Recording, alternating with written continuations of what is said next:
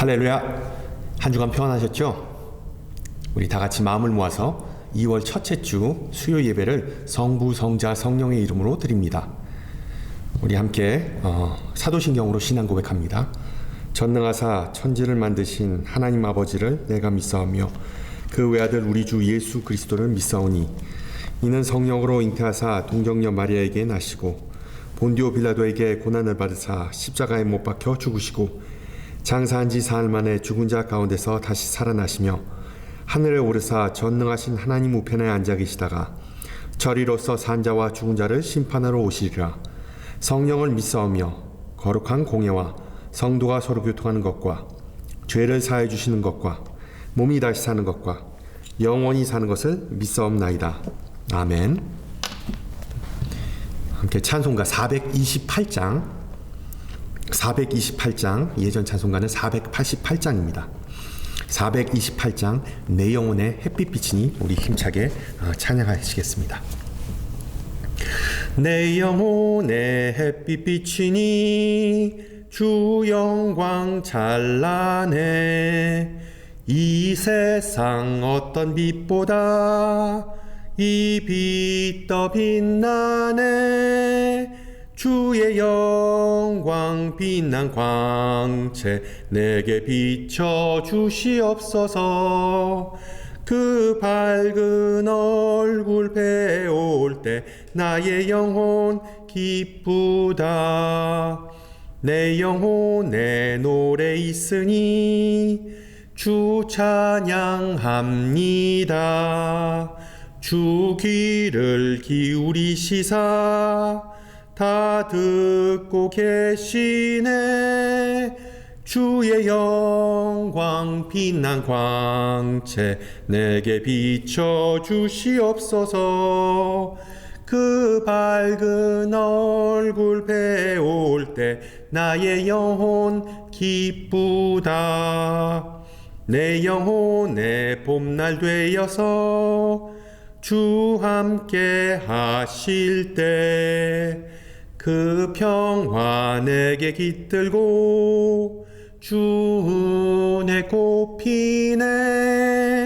주의 영광 빛난 광채 내게 비춰 주시옵소서. 그 밝은 얼굴 배울 때 나의 영혼 기쁘다.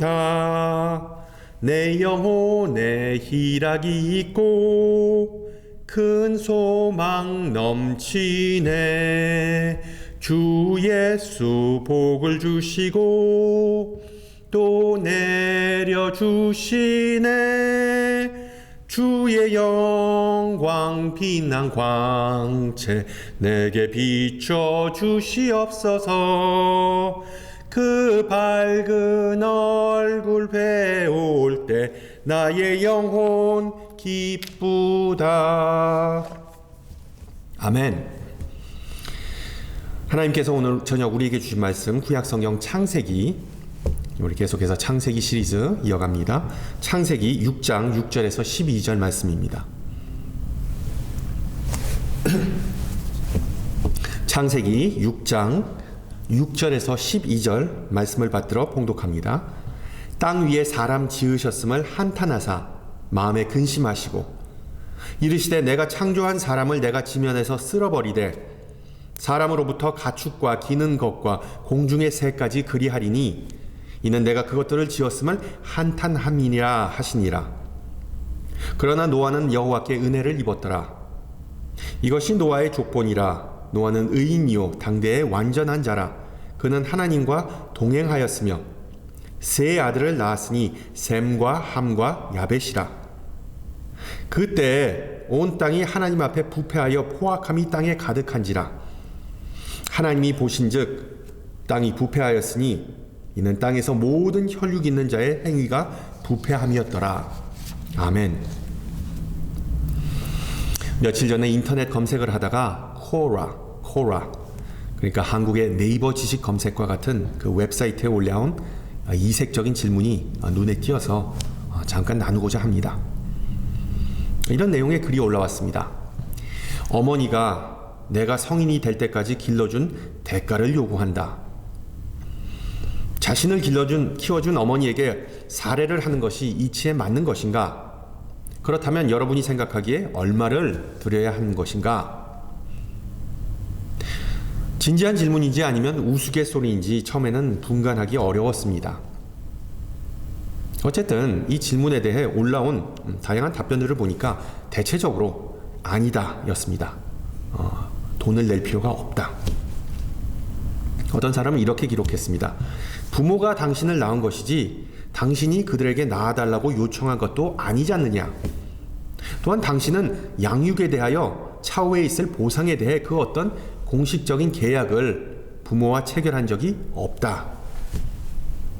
마찬가지로 어떤 이는 당신의 어머니는 당신에게 그 어떤 양육비를 요구할 권리가 없다. 왜냐하면 이 세상에 부모와 자녀 간의 그런 계약, 그러니까 컨트랙트는 존재하지 않기 때문이다 라는 답변을 게시해 놓았더군요.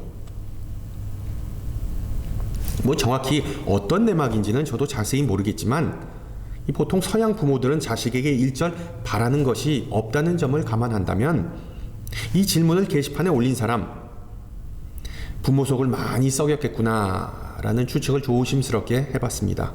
뭐 오죽했으면 그 어머니가 길러준 수고비 내놓으라고 했을까요? 분명한 점은 정상적인 부모-자식 관계는 아니었던 것으로 보입니다. 기독교 영성 작가 헨리 나우에는 영혼의 양식이라는 책에서 하나님과 우리, 그러니까 부모-자녀 관계에 대해 다음과 같은 통찰을 제공합니다. 그는 이렇게 기록합니다. 우리와 언약을 맺으셨을 때 하나님은 끝없이 영원한 사랑으로 너를 사랑하겠다. 심지어 내가 나를 떠나고 나를 버리거나 배반할 때라도 나는 너에게 신실할 것이다 라고 말씀하십니다. 우리가 사는 사회에서 언약이라는 말을 잘 사용하지 않습니다. 대신 우리는 계약이라는 표현을 많이 사용합니다. 어떤 사람과 계약을 맺을 때 우리는 이렇게 말하죠. 당신이 해야 할 의무를 이행하는 한 나도 의무를 이행할 것입니다. 당신이 의무를 이행하지 않는다면 나도 더 이상 의무를 이행할 이유가 없습니다. 이와 같이 당사자들이 계약을 이행할 능력이나 의지가 없을 때 계약은 깨집니다. 그러나 하나님은 우리와 계약을 맺으신 것이 아닙니다. 하나님은 우리와 언약을 맺으시고 그 언약을 우리가 서로 맺은 관계 속에서 드러내기를 원하십니다. 따라서 부부 간의 관계, 친구 간의 관계, 그리고 교회 내에서의 관계야말로 하나님의 신실하심이 드러나는 통로입니다. 라고 나우에는 기록합니다. 지난주에 말씀드렸듯이 하나님의 사랑은 무조건적이고 일방적입니다. 그렇다고 하나님은 우리에게 아무런 기대를 가지지 않는다는 의미는 아니겠죠. 여러분 생각해 보세요. 그 어떤 부모가 자식이 나이 50이 되어서도 20대와 똑같이 행동하는 것을 바라겠습니까? 부모는 자녀가 건강하고 바르게 자라서 자신의 인생을 책임질 수 있는 그런 바람이 있습니다. 그런 면에서 부모 또한 자녀에게 모범이 되고 귀감이 되는 것 또한 매우 중요합니다. 이것은 우리 신앙인들에게도 마찬가지죠. 하나님은 자신의 아들 예수님을 통해 우리에게 좋은 사례, 모범을 보이셨기 때문에 우리가 예수님을 잘 따르기만 하면 변화 그리고 성숙 자연스럽게 이루어집니다. 신약에서 그리스도를 따르는 것을 제자도 또는 성령 안에서 걷기, walking in the spirit 라고 표현합니다. 그리고 구약에서는 동행, 그리고 하나님과 걷기, walking with God 라는 표현을 사용하죠. 하나님과 동행하고 교제하는 삶을 살기 위한 유일한 조건에 대해 아모스 선지자는 다음과 같이 설명합니다.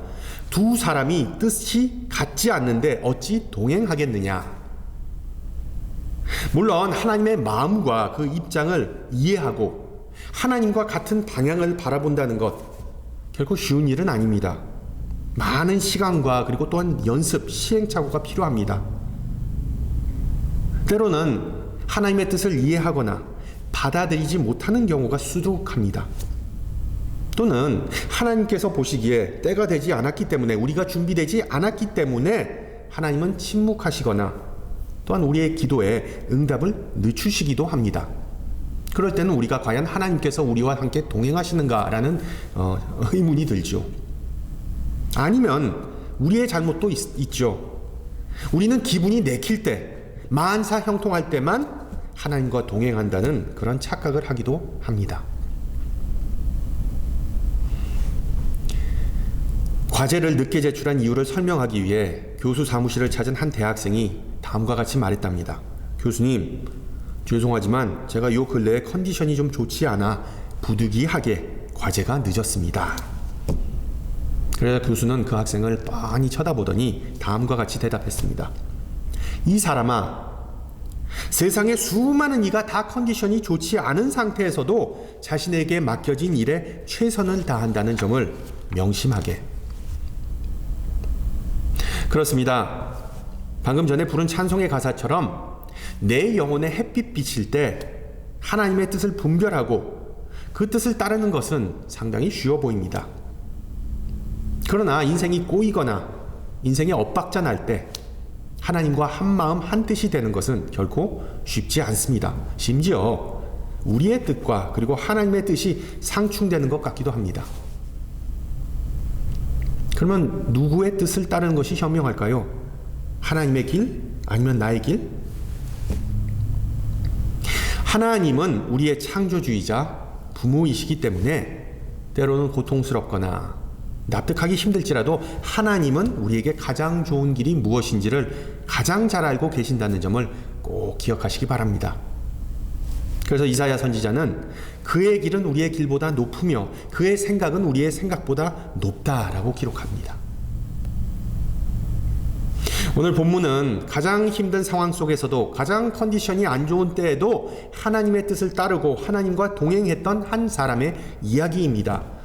우리 새해부터 몇 주 전부터 시작한 그 창세기 설교 시리즈를 간단하게 요약해보면 하나님의 말씀으로 세상이 처음 창조되고 그리고 그 피조된 세상을 하나님께서 선하다고 선포하신 지 한참이 흐른 후 세상은 추악한 곳으로 변해버렸습니다.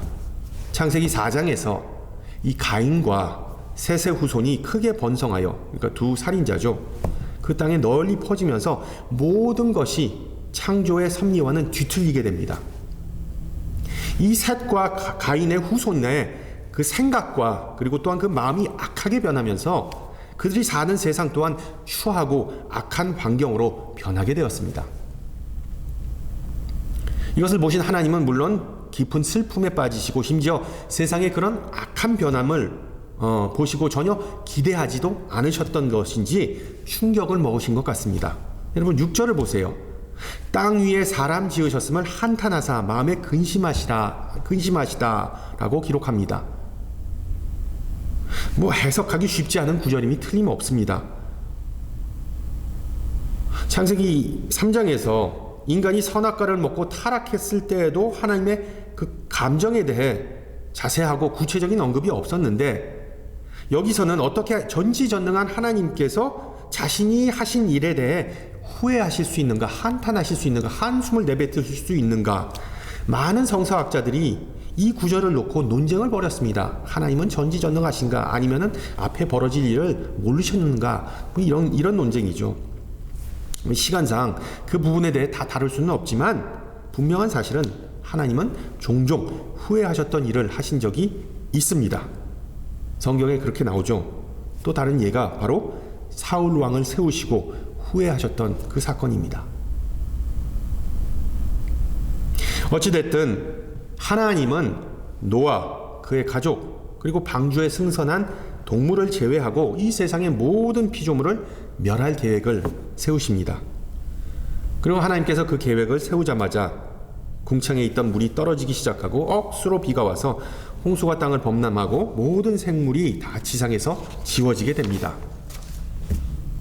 충격적이고 끔찍한 사건이지만 하나님은 물을 사용하여 땅을 정화하고 인간의 악한 생각과 행동과 삶을 깨끗하게 하신 것입니다. 따라서 홍수 이야기의 메시지는 인간을 깨끗하게 정결케 보존하시고자 하는 하나님의 멸망이 아닌 열망입니다. 열망. 비록 인간이 이 창조 질서를 어지럽히고 파괴하여서 하나님은 속이 많이 상하셨지만 온 세상을 정결케 하심으로 인류에게 또 한 번의 기회, 세컨드 찬스를 주기로 작정하셨습니다. 그러나 이 무에서 유를 창조하신 창세기 1장에 나온 창조 이야기와는 다르게 창세기 6장에서는 하나님은 자신의 목적을 이루기 위해 노아라는 사람을 통해 재창조, 리크리에이션을 하십니다. 노아의 족보에 대한 간략한 설명을 덧붙이자면 창세기 5장은 에녹을 제외한 모든 세대가 다 죽었다라고 기록합니다. 그 다음 장 창세기 6장에서 하나님은 모든 사람을 지면에서 멸하기로 죽이기로 작정하셨으나 오직 한 사람만이 하나님과 동행하였다라는 힌트를 제공해 줍니다. 그러므로 우리는 에녹과 같이 노아가 인류에게 주어진 공통적인 운명, 그 파괴적인 운명에서 예외일 수 있다는 점을 예상할 수 있죠. 쉽게 말하면 에녹과 노아처럼 하나님과 동행하는 사람은 그 누구도 죽지 않고 산다는 의미입니다. 그렇다면 여러분, 하나님과 동행한다는 것은 정확히 무슨 의미일까요? 이 질문에 답하기 위해 우선 노아라는 그 인물과 그의 생애를 좀 더 자세히 살펴볼 필요가 있습니다. 그 노아의 개인적인 배경에 대해서 잘 알려진 바가 없습니다. 다만 6장 9절에서 노아가 의인이자 righteous 그리고 완전한 blameless한 사람이었다는 그런 짧은 언급을 제외하고는 뭐 더 자세한 그 인격에 대한 그런 그 과거에 대한 기록이 없습니다. 의인 또는 공의에 해당하는 히브리 단어는 체다카입니다. 체다카. 이 단어는 구약 특히 이사야, 아모스, 미가와 같은 예언서에 300번 이상 나옵니다. 그리고 이 체다카, 정의를 뜻하는 히브리어 미시파트와 짝을 이뤄서 언급되는 경우가 상당히 많습니다. 따라서 체다카 그리고 미시팟, 즉 공의와 정의는 동전의 양면과 같습니다. 둘 다 야훼 하나님의 속성을 나타내는 단어입니다. 공의 그리고 정의, 그러니까 영어로는 righteousness 그리고 justice, 상당히 유사하게 들리지만 뉘앙스가 좀 다릅니다. 정의, 즉 미시파트는 바로 법, 성경에서는 율법을 가리키는 단어이지만 공의, 그러니까는 노아가 의인이었다라는 때 사용했던 그 히브리어 체다카는 그 율법의 적용을 의미합니다. 그러니까 쉽게 말하면 미시파트는 이론이고 체다카는 실천입니다. 알다시피 노아 시대에는 율법이라는 것이 아직 존재하지 않았습니다. 하나님께서 모세에게 시내산에서 율법을 주신 사건은 한참 후에나 있었던 일이기 때문에 홍수 시대에는 아직 기록된 율법, 법전이라는 것조차 존재하지 않았습니다. 따라서 오늘 본문 9절이 의미하는 바는 다음과 같습니다. 비록 노아는 미시팟, 즉 율법에 대한 이론적인 지식은 없었지만 그는 체다카, 즉 공의를 실천하며 살았다고 성경은 설명해 주는 것이죠. 노아는 율법을 보거나 배운 적은 없지만 하나님께서 좋아하시는 것과 싫어하는 것이 무엇인지를 구체적으로 그리고 체계적으로 배운 적은 없지만 그는 하나님의 뜻에 맞추면서 하나님과 동행했습니다. 바꿔 말하면 노아는 하나님에게 효도하는 법을 배운 적은 없지만, 예법을 배운 적은 없지만 하나님에게 효도하는 삶을 살았다는 그런 의미입니다. 체다카와 더불어 의롭다와는 더불어 주목해야 할 또 다른 단어는 바로 완전한 자, 완전 또는 흠없음을 의미하는 그 히브리 원문에 보면 타밈이라는 단어입니다. 이 단어는 구약에서 90번 이상 나옵니다. 일반적으로 타밈은 그러니까 완전 하다는 그 단어는 예배나 제사와 관련된 용어입니다. 예를 들어 여호와께 희생 제물로 바쳐진 동물이 완전, 즉 온전해야 한다고 레위기서는 기록하죠. 지난주에 말씀드렸듯이 온전함은, 그러니까 blameless한 거는 perfect, 완벽을 의미하지 않습니다. 뭐 조그만 흠이나 티 없는 사람이 있습니까? 모든 생물이, 이 세상에 존재하는 모든 생물이 다 조그만 흠이나 티는 다 가지고 있습니다. 그래서 하나님은 완전하고 흠이 없는 동물이 없다는 사실 또한 잘 아십니다. 그래서 하나님께서 바라시는 온전한 제물, 완전한 제물은 심각한 흠이 없는 동물, 그러나 하나님께 구별되고 그리고 봉헌된 동물이기만 하면 되는 것입니다. 따라서 이런 설명에 비추어 보면 노아가 하나님과 동행하였다라는 것이 무엇을 의미하는지 우리는 더 잘 이해하게 됩니다. 노아는 결코 세인트, 어떤 성자가 아니었습니다. 그의 삶이 완전 무결했다는 점 또한 아니었습니다. 그는 오직 자신의 일상생활이 탐임, 즉 예배, 하나님께 드려진 온전한 희생제사이자 체다카, 즉 율법을 지키려고, 하나님의 뜻을 지키려고 따르려고 애쓰는 그런 평범한 사람이었던 것입니다. 어떤 면에서 볼 때 노아의 삶은 마태복음 7장 13절을 반영했습니다. 좁은 문으로 들어가라. 멸망으로 인도하는 문은 크고 그 길이 넓어 그리로 들어가는 자는 많고 생명으로 인도하는 문은 좁고 길이 협착하여 찾는 자가 적음이라.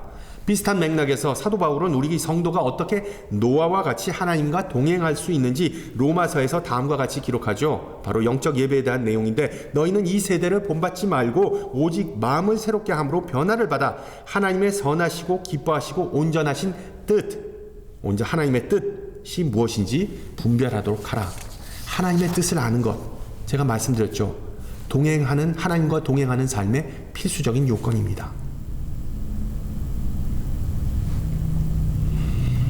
인격적으로 그리고 신앙적으로 의롭고 온전했다는 언급을 제외하고, 그러니까 6장 9절을 제외하고, 전체적인 그 스토리, 노아가 홍수 사건을 통해 보여준 그 다양한 행보를 좀 살펴본다면 노아는 좀 복잡한 사람입니다. 이해하기 쉬운 인물이 아니라는 점을 우리는 깨닫게 되죠. 한편으로 노아는 괴짜이자 편협한 사람이었습니다. 또 다른 한편으로 그는 뚝심, 좋은 의미로 뚝심, 그리고 나쁜 의미에서는 똥꼬집의 사나이였습니다. 여러분 한번 생각해 보세요. 노아가 살 때까지, 그때까지 단 한 번도 일어나지 않았던 어떤 우주적인 재해를 혼자 예고하면서, 혼자 선포하면서 바닷가도 아닌 평지에서 배를 제조했습니다. 그는 아내와 가족 그리고 온갖 동물과 함께 40밤과 낮을 40주야로 답답하고 그 빼곡한 공간에서, 방주에서 갇혀 지냈습니다. 얼마나 스트레스를 받았는지, 마치 우리가 팬데믹 기간에 쿼런틴 했던 것처럼, 락다운 했던 것처럼 답답했는지, 방주에서 내리자마자 예배 제사 드리고 그 다음에 뭐 했습니까? 포도를 재배해서 파티를 하고 그리고 스트레스를 풀었습니다. 얼마나 포도주를 마셨는지 그냥 뻗어버렸습니다. 완전히 더우니까는 옷을 다 벗고 있었던 그 모습을 보고 비웃었던 그 햄에게 나중에 술에서 깨어난 다음에 저주를 내리죠. 자식의 허물을 감싸주지 못하고 자신의 그 자식의 앞길을 아예 가로막아 버린, 어떻게 보면 좀 야속한 아비였습니다. 그럼에도 불구하고 히브리서 저자는 그를 신실한 사람이라고 묘사하면서 믿음의 위인들 목록, 그러니까 히브리서 11장에 나오는 그 목록에 노아의 이름을 올리죠. 자신의 시간과 노력과 자원을 사람들이 보기에 미친 짓에 쏟아부었다라고 기록하죠. 그 와중에 노아는 의심이 들었을까요? 흔들렸을 때가 수도 없이 많았겠죠. 온갖 질문과 그리고 또한 잡생각이 떠올랐을 겁니다. 그러나 믿음의 힘으로 그는 하나님의 계획을 밀고 나갈 수 있었습니다. 그는 과감하게 위험을 무릅쓰고 그가 갖고 있는 단 하나의 확신에 자신의 명성과 재산과 인생을 다 걸었습니다. 그 확신이 무엇이었습니까? 바로 하나님의 말씀에 귀를 기울이는 것이 그 말씀을 외면하는 것보다 훨씬 더 가치가 있고 비교가 될 수 없다라고 생각했습니다. 그런 확신 덕분에 세상의 온갖 조롱과 수치를 견뎌낼 수 있었습니다. 얼굴에 철판을 깔고 강한 내성을 가진 위인이었습니다. 그리고 또한 노아는 끈기의 사람이었습니다. 그의 부인은 그가 너무 무모하고 완고하다고 생각했을 수도 있었을 겁니다. 여러분 생각해 보세요. 600살을 먹고 중장비나 제대로 된 건조 시설도 없이 거대한 방주를 짓는다는 것, 상상이 힘든 일입니다. 그 방주를 완성하는데 얼마나 많은 눈물과 땀과 정성과 자원이 필요했겠습니까? 그러나 그는 포기하지 않았습니다. 집요하게 매달리고 포기하지 않았습니다. 요컨대 노아에게는 강점과 그리고 또한 약점이 있었습니다. 완벽한 인품의 소유자거나 거룩한 삶을 살아서가 아니라 노아는 다른 이들과 구분이 되었기 때문에 하나님의 눈에 들었고 그리고 또한 하나님에게 은혜를 입었던 것이죠. 악조건 속에서도 그는 최선을 다해 하나님에게 순종하고자 노력했습니다. 체다카 그리고 예배의 삶을 통해 하나님의 뜻을 분별하고자 발버둥 쳤습니다. 담임, 의로움과 그리고 완벽함, 이것이 바로 노아의 삶의 단어입니다. 어떻게 보면 노아는 우리와 마찬가지로 하나님과 동행하고자 노력했던 사람이었습니다. 하나님과 동행하는 사람, 교제하는 사람은 삶의 그 어떤 고난이 닥쳐오더라도 잘 견디고 승리할 수 있음을 믿으시기 바랍니다. 9절과 12절에서 창세기서 저자는 한편으로 노아의 신실함과 또 다른 한편으로 인간의 부패함을 대조합니다. 어뜻보기에 노아는 홀로 온 인류와 단판을 짓는, 그러니까 어떻게 보면 상당히 불공평한, 말도 되지도 않는 대결이라고 말할 수 있습니다. 그러나 노아는 혼자가 아니었습니다. 그는 하나님과 동행하였고 하나님과 팀을 이루었습니다. 가장 강력한 팀에 있는 한 경기의 승패는 보나마나 뻔한 것 아니겠습니까? 신약에 와서 사도 바울은 노아와 마찬가지로 하나님과 동행하는 사람이었습니다. 그리고 그는 이런 표현을 자신이 서신을 보낸 교회에게 이런 표현을 많이 쓰죠. 성령 안에서 걸으라. Walk in the Spirit. 근데 그는 성령 안에서 뛰어라, 달려라 라고 말하지 않습니다. 비록 은유적인 표현이지만 왜 교회는 뛰지 말고 걸어야 하는지 생각해 본 적이 있으십니까? 걷다와는 완전히 다른 표현을 사용할 수도 있었을 겁니다. 바울은 말을 타라, 당나귀를 타라, 아니면 식사를 함께 하라, 식탁 교제를 하라, 아니면은 책을 읽어라, 말씀을 묵상하라, 아니면 하나님과 함께 집안일을 하라 등등 이런 표현을 사용할 수 있었겠지만 성령 안에서 걸으라 라고 말을 합니다. 물론 걷기는 신약 시대, 예수님 시대, 바울 시대의 가장 흔한 이동 수단이었습니다. 그러나 바울은 성령 안에서 달리라 라고 말하지 않습니다. 뛰는 것은 때론 문제가 될 수 있기 때문이죠. 물론 우리가 이런 간단한 조깅을 하면서 말씀을 묵상하거나 아니면은 기도할 수도 있겠지만 일반적으로 달리는 것은 긴급한 상황 속에서 한 곳에서 다른 곳으로 급히 이동하는 것을 의미합니다. 급히 이동하는 것만큼 위험이 따릅니다. 부모가 아이 보고 뛰지 말라고 소리치는 이유는 땅이 파였거나 아니면 나무 뿌리나 돌멩이가 있는 것을 아이가 보지 못하고 넘어질 수 있기 때문이죠. 또한 열심히 뛰다 보면 뒤에서 차가 오는 소리도 들리지 않을 때가 있습니다. 종종 뉴스에서 그런 사고가 보도되죠. 또한 바울은 성령 안에서 앉으라, sit in the spirit 라고 말하지도 않습니다. 분명히 앉아있는 자세는 기도와 그리고 또한 묵상에 가장 적합해 보이기도 하죠.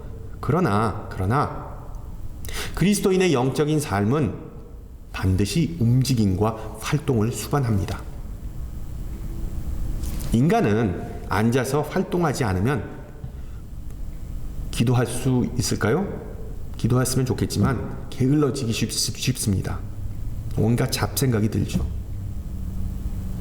또한 반대로 달리면서 너무 활동적인 삶을 살 때 주위를 둘러보지 못하고 독선에 빠지기 쉽습니다. 그러나 걷기는 하나님과 화목하고 매 순간 성결한 삶을 살기 원하는 사람에게 이상적인 활동이자 자세, 태도입니다. 그리고 아마 이것이 노아가 하나님과 동행하면서 발견한 영적 원리일 것입니다. 그는 오랜 세월 동안 600년이 넘는 세월 동안 하나님과 함께 걸으면서 그리고 또한 오랜 세월 동안 그 방주를 묵묵히 만들면서 하나님의 참된 본성을 이해하게 되었습니다. 의롭고 공의로우신 하나님, 죄와 불의를 미워하시는 하나님, 믿음으로 사는 사람에게 은혜를 베푸시는 자비로운 하나님, 신실하고 약속을 지키시고 자신의 백성과 은밀하고 그리고 개인적인 교제를 원하시는 그런 하나님을 노아는 발견했던 것이죠. 하나님께서 이사야 선지자에게 내가 물 가운데로 지날 때 내가 너와 함께 하리라, 내가 너와 동행하리라 라고 말씀하셨는데, 그 의미는 우리 하나님께서 물에 빠진 우리를 긴 장대를 내밀어서 이렇게 그냥 꺼내주신다는, 이렇게 끌어주신다는 그런 의미가 아닙니다. 하나님은 직접 물에 뛰어들어 우리와 함께 그 물결을 빠져나오게 도와주시는 분입니다. 그것이 바로 함께하다, 같이 걷다, 동행하다의 참된 의미입니다. 동행은 적어도 두 사람이 나란히 걷는 것을 의미하죠. 두 사람이 나란히 걷는 모습, 어디서 많이 봤죠. 바로 누가복음의 마지막 부분에 나오는 엠마오로 가는 두 제자의 모습이 바로 그것입니다.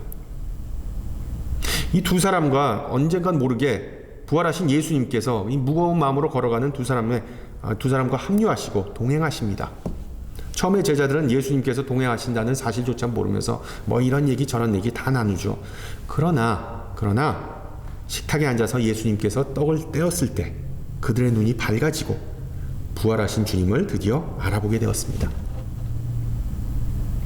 우리 하나님은 그런 방식으로 우리가 알게 모르게 고난의 시간에 우리의 곁을 지켜주시는 분이십니다. 영어로 동행하다, 동반하다를 company라고 하는데, 보다시피 이 단어는 company, 즉 회사, 사회, 동료, 집단에서 그런 단어에서 유래되었습니다. company 그리고 company. 우리 신앙인들의 경우 세례를 받을 때 우리는 더 큰 사회, 더 큰 집단의 구성원이 되죠. 그 집단은 바로 하나님의 자녀들의 모임, 그리스도의 몸인 교회입니다. 따라서 우리가 교회의 동반자, 교회의 식구가 되었다는 의미는 인생이 험난할 때 우리가 결코 혼자가 아니라 주변에 다른 사람들이 있다는 것을 의미합니다.